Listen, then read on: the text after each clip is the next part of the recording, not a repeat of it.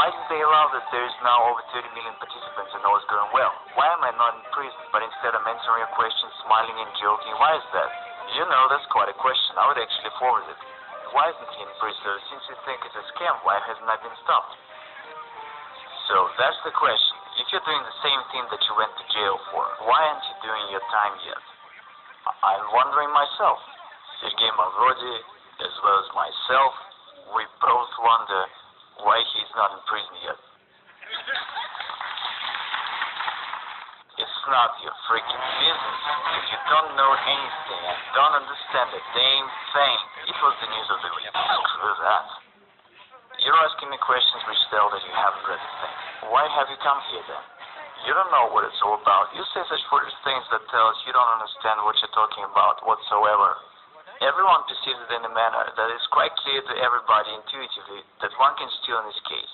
And the situation that one doesn't want to steal evokes amazement, and no one believes it. Is our society really that sick? I don't violate the law, the rest doesn't bother me. My motives are on the other level, totally moral. I've got to do this because it is my civic duty, and it's the only reason. It's not about money. I think that if I can help people, I must do it. I reckon it as my civic duty, and I consider myself to be right, and absolutely nothing can stop me. Man of deceived investors. He's a fraud, and he deserved what he got. I have never deceived anyone. Neither do I deceive now. I honestly say that this is a pyramid. You're gonna lose your money. There are certain risks, no guarantees, no promises. What's the crime here? It is bankers who are the real fraud and swindlers. And they're the ones to send to jail. What sort of country do we have? One does not violate the law, yet everyone's sure they'll go to jail. How come?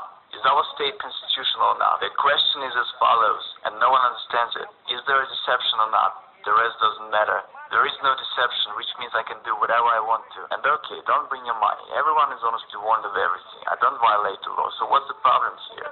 In reality, MMM is good for a state. The government is silly, that's why it doesn't understand it. Because in particular, MMM relieves the social stress, and the participants of MMM are happy and glad. They've got no protest moods. And at that, MMM doesn't require neither expenses nor any trouble.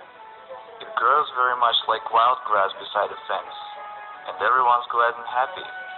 In fact, should the government be smarter, it really should cherish us. When I came to the House of Russian Federation Parliament, the entire Duma turned to me to change their money. They all had played, but they did it anonymously. See, I had no need to talk to any high officials. Was there an opportunity to come to terms? Would they come to an agreement?